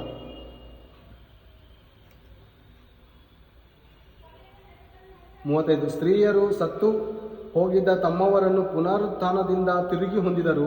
ಕೆಲವರು ತಾವು ಯಾತ್ರಕ್ಕೆ ಕಟ್ಟಲ್ಪಟ್ಟಾಗ ಶ್ರೇಷ್ಠ ಪುನರುತ್ಥಾನವನ್ನು ಹೊಂದುವುದಕ್ಕೋಸ್ಕರ ಬಿಡುಗಡೆ ಬೇಡವೆಂದು ಹೇಳಿ ಮುರಿಸಿಕೊಂಡು ಸತ್ತರು. ಅಂದರೆ ಅನೇಕರಿಗೆ ಜೀವ ಶಿಕ್ಷೆ ಕೊಡಬೇಕಾದ್ರೆ ದೇವರನ್ನು ಮರೆತು ಬಿಡು, ದೇವರನ್ನು ಬಿಟ್ಬಿಡು, ನಿನ್ಗೆ ಈಗಲೇ ನಿನ್ನ ಪ್ರಾಣ ಉಳಿಸ್ತೇವೆ, ನಿನ್ನ ಪ್ರಾಣ ಭಿಕ್ಷೆ ಕೊಡ್ತೇವೆ ಅಂತ ಹೇಳಿ ಅವ್ರಿಗೆ ಹೆದರಿಸುವಾಗ ಅವ್ರು ಹೆದರ್ಕೊಂಡು ಹಿಂಜಾರಿ ಹೋಗ್ಲಿಲ್ಲ ಪ್ರೇರೆ, ಮುರಿಸ್ಕೊಂಡು ಸತ್ರು. ನೀವು ಸತ್ರು ಪರವಾಗಿಲ್ಲ, ಇವತ್ತು ಯಾವತ್ತಿದ್ರು ಇವತ್ತು ಬದುಕೋದ್ರೂ ಒಂದಲ್ಲ ಒಂದು ದಿವಸ ನಾವು ಸಾಯ್ತೀವಿ, ನಮ್ಮ ಆಯುಷ್ಕಾಲ ಮುಗ್ದೋಗುತ್ತೆ. ಆದರೆ ಈ ಜೀವನ, ಈ ಬದುಕುದಾದರೆ ಕ್ರಿಸ್ತನಿಗೋಸ್ಕರ ಬದುಕಬೇಕು. ಸತ್ರೆ ನಮಗೆ ಲಾಭ ಇದೆ. ಈ ಮರಣದಲ್ಲಿ ಏನಿದೆ ಲಾಭ ಇದೆ. ಅನೇಕರು ಲಾಟರಿ ಟಿಕೆಟ್ ಹಾಕ್ತಾರೆ ಪ್ರೇರೆ, ಲಾಟರಿ ಟಿಕೆಟ್ ಆಡ್ತಾರೆ ಅನೇಕರು. ಏನು ಆಸೆ ಅವ್ರಿಗೆ? 100 ರೂಪಾಯಿ ಹಾಕಿದ್ರೆ ಒಂದು 10 ಲಕ್ಷ ಬರ್ತದಂತ ಆಸೆಗೋಸ್ಕರ ಆಡ್ತಾರೆ ಅಲ್ವಾ? ಅನೇಕರು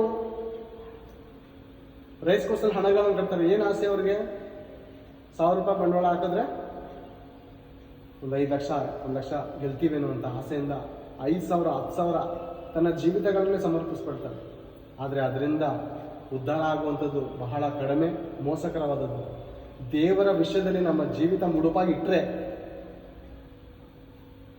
ದೇವರ ವಿಷಯದಲ್ಲಿ ನಮ್ಮ ಜೀವಿತ ಕೊಟ್ಟಿರೋದು ಆಯುಷ್ಕಾಲ ನಾವು ಬಂಡವಾಳಾಗಿ ಹಾಕಿ ದೇವರ ಪಾದದಲ್ಲಿ ಇಟ್ಟರೆ, ಖಂಡಿತ ಪರಲೋಕದಲ್ಲಿ ಮರಣವಿಲ್ಲದಿರುವಂಥ ಜೀವನ, ಅನ್ಲಿಮಿಟೆಡ್ ಜೀವನ ನಮ್ಗೆ ಸಿಗುತ್ತೆ. ಇಲ್ಲಿ ಲಿಮಿಟೆಡ್ ಪ್ರೇರೆ 60, 70 ಮುಗಿದೋಯ್ತು ಜೀವನ. ಹೇಗಿದ್ರು ಸಾಯ್ತೀವಿ, ಯಾರಾದರೂ ಸಾಯಿಸಿದ್ರು ಸಾಯ್ತೀವಿ, ಸಾಯಿಸದೇ ಇದ್ರೂ ಸಾಯ್ತೀವಿ. ಖಂಡಿತ ಮರಣ ಅಂತೂ ಖಚಿತ.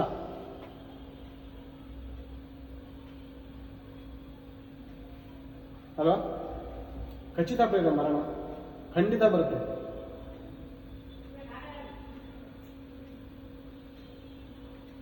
ಆದರೆ ಈ ಜೀವನ ಬದುಕಿರುವಾಗ ದೇವರಿಗೆ ಇದನ್ನು ಸಮರ್ಪಿಸಿದ್ರೆ ಇದರ ಮೂಲಕ ದೊಡ್ಡ ಲಾಭವಿದೆ ಪ್ರೇರೆ. ನಮಗೆ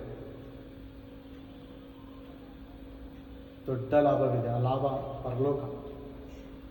ಒಬ್ಬ ಐಶ್ವರ್ಯವಂತನ ಪ್ರೇರೆ, ಒಬ್ಬ ವ್ಯಾಪಾರಸ್ಥನು ಏನು ಮಾಡ್ತಾನಂದ್ರೆ ಪ್ರೇರೆ, ಬೈಬಲಲ್ಲಿರುವಂಥ ಮಾತು, ಒಬ್ಬ ವ್ಯಾಪಾರಸ್ಥನು ಒಂದು ಸ್ಥಳವನ್ನು ಕಂಡುಕೊಂಡು ಆ ಸ್ಥಳವನ್ನು ಕೊಂಡ್ಕೊಳ್ಳೋದಕ್ಕೆ ಏನು ಮಾಡ್ತಾನಂದ್ರೆ ತನ್ನಲ್ಲಿರುವುದೆಲ್ಲ ಬದುಕನ್ನೆಲ್ಲ ಮಾರಿ ಆ ಒಂದು ಸ್ಥಳವನ್ನು ಕೊಂಡ್ಕೋಬೇಕು.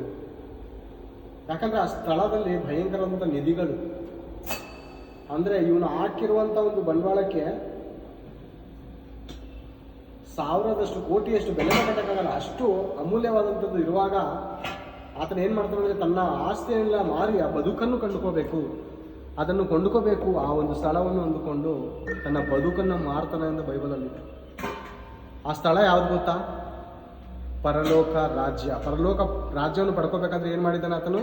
ತನ್ನ ಜೀವಿತದ ಸಂಪಾದನೆ, ಇದರ ಅರ್ಥ ಏನು ಗೊತ್ತಾ? ತನ್ನ ಬದುಕನ್ನು, ತನ್ನ ಜೀವಿತದ ಸಂಪಾದನೆ, ತನ್ನ ಜೀವಿತದ ಬೆವರು ದೇವರಿಗೋಸ್ಕರ ಸಮರ್ಪಿಸಿದ್ದಾನೆ. ಕೆಲಸ ಕಾರ್ಯ ಎಲ್ಲವನ್ನು ಬಿಟ್ಟು ದೇವರಿಗೋಸ್ಕರ, ದೇವರ ಸೇವೆಗೆ ಬಂದಿದ್ದಾನೆ. ಈ ದಿನ ದೇವರ ಸೇವೆ ಬಂದಿರುವಂಥ ನಿಮ್ಗಳಿಗೆ ದೇವರು ಬಿಡ್ತಾರ ಕೈ? ಅನೇಕರು 50,000 ಸಂಪಾದನೆ, 1 ಲಕ್ಷ ಸಂಪಾದನೆ, ಬಿಸ್ನೆಸ್ಗಳನ್ನು ಬಿಟ್ಟು 24 ಅವರ್ ದೇವರ ಸೇವೆಯನ್ನು ಮಾಡ್ತಾರಂಥ ನಿಜವಾದ ಭಕ್ತರಿಗೆ ಪ್ರೇರೆ ದೇವರು ಬಿಡ್ತಾರ? ಅಥವಾ ಕೆಲಸ ಮಾಡಿಕೊಂಡು ಆ ಕೆಲಸದಿಂದ ಬರುವಂಥ ಹಣವನ್ನು ದೇವರ ಸೇವೆ ನಿಮಿತ್ತ ಖರ್ಚು ಮಾಡಿಕೊಂಡು ಕೆಲಸ ಮಾಡಿಕೊಂಡು ಕೂಡ ಸೇವೆ ಮಾಡಬೇಕು. ಪೌಲನು ಗುಡಾರಗಳನ್ನು ಹಾಕುವಂಥ ಕೆಲಸಗಳು ಪ್ರೇರೆ, ಅಂದರೆ ಒಂದು ಕಾರ್ಯ ಕೆಲಸದ ಮೇಸ್ತ್ರಿ ಥರನೋ ಮತ್ತೊಂದು ಕೆಲಸದ ಥರನೋ ಆತನ ಕೆಲಸ ಮಾಡಿದನು ಪ್ರೇರೆ. ಕೆಲಸ ಮಾಡಿಕೊಂಡು ಸೇವೆ, ಅದರ ನಿಮಿತ್ತ ಆ ಸೇವೆಯಿಂದ ಬರುವಂಥ ಹಣವನ್ನು ಕೂಡ ದೇವರ ಸೇವೆ ನಿಮಿತ್ತ ನಾನು ಯಾರಿಂದನೂ ಬೇಡಿಕೊಳ್ಳದೆ ನನ್ನ ಸ್ವಂತ ಕೈಗಳೇ ದುಡಿದು ನನ್ನ ಕಷ್ಟವನ್ನು ತೀರಿಸ್ಕೊಂಡು ಅಂತ ಹೇಳ್ತಾನೆ ಪ್ರೇರೆ. ಈ ದಿನ ಅಂತ ಸೇವೆ ಮಾಡ್ತಾ ಇದ್ದೀವ? ಹಾಂ, ವಿಶ್ವಾಸದಿಂದ ಏನಾದರೂ ಎದುರು ಬರ್ತಾ ಇದೆ ಅಂತ ನಾವು ಯೋಚನೆ ಮಾಡಿ ನಾವು ಸೇವೆ ಮಾಡ್ತಾ ಇದ್ದೀವ? ಅಥವಾ ನಮ್ಮ ಕಷ್ಟಾರ್ಜಿತ ನಮ್ಮ ಕೆಲಸದ ಹಣವನ್ನು ನಮ್ಮ ಹೆಂಡತಿ ನಮ್ಮ ಮಕ್ಕಳು ಮಾತ್ರ ತಿನ್ನದೆ, ಸಕಲ ಸಭೆಯವರಿಗೆ ಭಾರ ಹಾಕದೆ ಯಥಾರ್ಥವಾದ ಸೇವೆಯನ್ನು ನಾವು ಮಾಡ್ತಾ ಇದ್ದೀವ? ಸೇವಕರಾದಂಥ ನೀವುಗಳು ಆಲೋಚನೆ ಮಾಡಿ ಪ್ರೇರೆ, ಆಲೋಚನೆ ಮಾಡಿ. ದೇವರ ಸೇವೆ ನಿಮಿತ್ತ ಕೊಡುವಂಥ ಕಷ್ಟ ಖಂಡಿತ ವ್ಯರ್ಥ ಆಗಲ್ಲ ಪ್ರೇರೆ. ಅದಕ್ಕೆ ಒಂದು ದಿವಸ ಉತ್ತಮವಾದಂಥ ಪ್ರತಿಫಲ ಇದೆ. ಆ ಪ್ರತಿಫಲದ ಮೇಲೆ ಕಣ್ಣಿಡಿ, ಪ್ರತಿಫಲದ ಮೇಲೆ ಕಣ್ಣಿಡಿ. ಕಡೆದಾಗಿ ಮುಗಿಸ್ಕೊಳ್ಳೋ ಪ್ರೇರೆ 3ನೇ ಅಧ್ಯಾಯ ನೋಡಿಕೊಂಡ ಹಾಗೆ.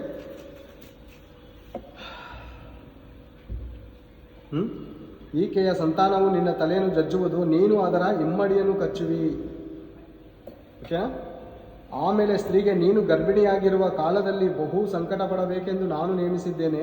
ಕಷ್ಟದಿಂದಲೇ ಮಕ್ಕಳನ್ನು ಹೆರುವಿ. ಗಂಡನ ಮೇಲೆ ನಿನಗೆ ಆಶೆ ಇರುವುದು, ಅವನು ನಿನಗೆ ಒಡೆಯನಾಗಿರುವನು ಎಂದು ಹೇಳಿದನು. ಮತ್ತು ಪುರುಷನಿಗೆ, ತಿನ್ನಬಾರದೆಂದು ನಾನು ನಿನಗೆ ಆಜ್ಞಾಪಿಸಿದ ಮರದ ಫಲವನ್ನು ನೀನು ಹೆಂಡತಿಯ ಮಾತು ಕೇಳಿ ತಿಂದ ಕಾರಣ ನಿನ್ನ ನಿಮಿತ್ತ ಭೂಮಿಗೆ ಶಾಪ ಬಂತು. ನಿನ್ನ ಜೀವಮಾನದಲ್ಲೆಲ್ಲ ದುಡಿದು ಭೂಮಿಯ ಹುಟ್ಟುವಳಿಯನ್ನು ತಿನ್ನಬೇಕು. ಆ ಭೂಮಿಯಲ್ಲಿ ಮುಳ್ಳು ಗಿಡಗಳು ಕಳೆಗಳು ಬಹಳವಾಗಿ ಹುಟ್ಟುವವು. ಹೊಲದ ಬೆಳೆಯನ್ನು ಅನುಭವಿಸುವಿ. ನೀನು ತಿರುಗಿ ಮಣ್ಣಿಗೆ ಸೇರುವ ತನಕ ಬೆವರಿಡುತ್ತಾ ಬೇಕಾದ ಆಹಾರವನ್ನು ಸಂಪಾದಿಸಬೇಕು. ನೀನು ಮಣ್ಣಿನಿಂದ ತೆಗೆಯಲ್ಪಟ್ಟವನಲ್ಲವೋ, ನೀನು ಮಣ್ಣೆ, ಪುನಃ ಮಣ್ಣಿಗೆ ಸೇರತಕ್ಕವನಾಗಿದ್ದಿ. ಒಂದು ಅದ್ಭುತವಾದಂಥ ಹಾಡು ಸುನೀಲ್ ಸಂತಾಕಿಯವರಾಗಿದ್ದಾರೆ. ನಾವು ಮಣ್ಣಿನಿಂದ ರೂಪಿತ ಆದವರು ಬೇರೆ. ಮಣ್ಣಿನಿಂದ ದೇವರು ಸೃಷ್ಟಿ ಮಾಡಬೇಕು, ಕೋತಿಯಿಂದ ಅಲ್ಲ. ಮಣ್ಣಿನಿಂದ ಮಾನವ, ಮಂಗನಿಂದ ಮಾನವ. ಮಣ್ಣಿಂದಲೇ ನಿನ್ನ ದೇವರು ರೂಪಿಸ್ಯಾನ, ಮಣ್ಣಿಂದಲೇ ನಿನ್ನ ದೇವರು ರೂಪಿಸ್ಯಾನ. ಸತ್ತ ಮ್ಯಾಲೆ ತಿರುಗಿ ಮಣ್ಣಿಗೆ ಸೇರುವುದು, ಸತ್ತ ಮ್ಯಾಲೆ ತಿರುಗಿ ಮಣ್ಣಿಗೆ ಸೇರುವುದು. ಪಾಪವೂ ಇಲ್ಲದಾತ್ಮ, ಪಾಪವೂ ಇಲ್ಲದಾತ್ಮ ಸ್ವರ್ಗದಲ್ಲಿ ಸೇರುವುದು.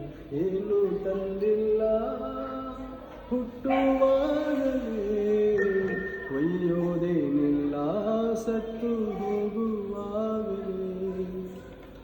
ಬೇರೆ ಮಣ್ಣಿಂದಲೇ ಮಾಡಲ್ಪಟ್ಟವರು, ಮಣ್ಣಿಗೆ ಸೇರುವವರಾಗಿದ್ದಾರೆ. ಈ ಮಣ್ಣಿಗೆ ಸೇರುವುದಕ್ಕಿಂತ ಮುಂಚೆ ಸೃಷ್ಟಿಕರ್ತನಾದ ಪರಮಾತ್ಮನ ಮಗನಾದ ಯೇಸು ಕ್ರಿಸ್ತನನ್ನು ಅಂಗೀಕಾರ ಮಾಡಿಕೊಂಡ್ರೆ ನಮ್ಮ ಪಾಪ ವಿಮೋಚನೆ ಆಗುತ್ತೆ ಪ್ರೇರೆ. ನಮ್ಮ ಪಾಪಕ್ಕೆ ಬಿಡುಗಡೆ ಸಿಗುವಂಥದ್ದಾಗಿದೆ ಪ್ರೇರೆ. ಅರ್ಥ ಮಾಡಿಕೊಂಡು, ಪಾಪ ವಿಮೋಚಕನು, ಆತ್ಮರಕ್ಷಕನು, ಬಿಡುಗಡೆ ನಾಯಕನು ಕೇವಲ ಪ್ರಭು, ರಕ್ಷಕನು, ಒಡೆಯನು, ಪ್ರಪಂಚ ಮೋಕ್ಷ ಪ್ರದಾತನಾದ ಯೇಸು ಕ್ರಿಸ್ತನಿಂದ ಮಾತ್ರವೇ ಬಿಡುಗಡೆ. ಆತನು ರಕ್ತವನ್ನು ಪ್ರೋಕ್ಷಿಸಿದ್ದಾನೆ ಪ್ರೇರೆ ನಮ್ಮ ಪಾಪ ಪರಿಹಾರಕ್ಕೋಸ್ಕರ. ಆತನಲ್ಲಿ 1 ಇಂಚು ಪಾಪವನ್ನು ತೋರಿಸಲು ಯಾರ ಕೈಯಲ್ಲೂ ಆ ದಿನಮಾನದಲ್ಲೂ ಸಾಧ್ಯ ಆಗಲಿಲ್ಲ. ಶಾಸ್ತ್ರಿಗಳು, ಪರಿಸರರು ಕೂಡ ಆತನ ಮೇಲೆ ತಪ್ಪು ಹೊರಿಸಲು ಆಗಲಿಲ್ಲ ಪ್ರೇರೆ. ಅಷ್ಟು ಪವಿತ್ರವಾಗಿ ಜೀವಿಸಿದಂಥ ಪವಿತ್ರ ಸ್ವರೂಪನಾದ ದೇವರ ಮಕ್ಕಳಾದಂಥ ನಾವು ಪರಿಶುದ್ಧರಾಗಿ ಜೀವಿಸೋಣ, ನಮ್ಮ ಆತ್ಮಗಳನ್ನು ರಕ್ಷಿಸಿಕೋಣ. ಈ ದಿನ ಆದಿಕಾಂಡ 3ನೇ ಅಧ್ಯಾಯ ಸುಮಾರು 20ನೇ ವಚನದವರೆಗೂ ನಾವು ನಡೆದಂಥ ಸನ್ನಿವೇಶಗಳನ್ನು ನಾವು ನೋಡಿಕೊಂಡಿದ್ದೇವೆ ಪ್ರೇರೆ. ಮುಂದಿನ ದಿನಮಾನಗಳಲ್ಲಿ ಮುಂದಿನ ಭಾಗವನ್ನು ನಾವು ನೋಡಿಕೊಂಡು ದೇವರ ವಾಕ್ಯದಲ್ಲಿ ನಾವು ನಡೆಯುವವರಾಗಿರೋಣ ಪ್ರೇರೆ. ಎಲ್ಲರೂ ಸೇರಿ ಪ್ರಾರ್ಥನೆ ಮಾಡೋಣ. ಪ್ರಾರ್ಥನೆ ಮಾಡಿ. ನಮ್ಮನ್ನು ಬಹಳವಾಗಿ ಪ್ರೀತಿಸುವಂಥ ತಂದೆಯಾದ ದೇವರೇ, ನಿಮಗೆ ಸ್ತೋತ್ರಗಳು, ಕೃತಜ್ಞತೆಗಳು ತಂದೆ. ಈ ದಿನ ತಂದೆ ನೀವು ಕೊಟ್ಟಂಥ ಕೃಪೆಗಾಗಿ ಸ್ತೋತ್ರಗಳು ತಂದೆ. ಈ ದಿನ ನಿಮ್ಮ ಮಾತುಗಳನ್ನು ತಂದೆ ನಿಮ್ಮ ಮಕ್ಕಳಿಗೆ ಹೇಳುವಂಥ ಒಂದು ಒಳ್ಳೆಯ ಸಮಯವನ್ನು ಸದಾವಕಾಶ ಮಾಡಿಕೊಟ್ಟಿದ್ದೀರಪ್ಪ. ನಿಮ್ಮ ಆದಿಕಾಂಡದಲ್ಲಿರುವಂಥ ನಿಮ್ಮ ಮಾತುಗಳ ಪರಮಾರ್ಥವನ್ನು ತಂದೆ ನಿಮ್ಮ ಆತ್ಮನ ಮೂಲಕ ನೀವು ತಿಳಿಸಿದ ಹಾಗೆ ತಿಳಿಸಿದ್ದೀನಪ್ಪ. ಸಹಾಯ ಮಾಡಿ ತಂದೆ ಇದೇ ರೀತಿಯಪ್ಪ ಮುಂದಿನ ದಿನಮಾನಗಳಲ್ಲಿ ಈ ಭಾಗಗಳನ್ನು ಮುಂದುವರಿಸ್ಕೊಂಡು ಹೋಗುವುದಕ್ಕೆ ತಂದೆ ನಮ್ಮ ಆತ್ಮದಲ್ಲಿ ನೀವು ತಂದೆ ಪ್ರೇರಣೆ ಕೊಟ್ಟು ನಮ್ಮನ್ನು ನಡೆಸಿಕೊಂಡು ಹೋಗಬೇಕೆಂದು ಈ ಪ್ರಾರ್ಥನೆಯನ್ನು ರಕ್ಷಕನಾದ ಕ್ರಿಸ್ತೇಸು ನಮ್ಮನ್ನು ಪ್ರಾರ್ಥಿಸಿ ಬೇಡಿ ಒಂದಿನಪ್ಪ ತಂದೆ. ಆಮೇಲೆ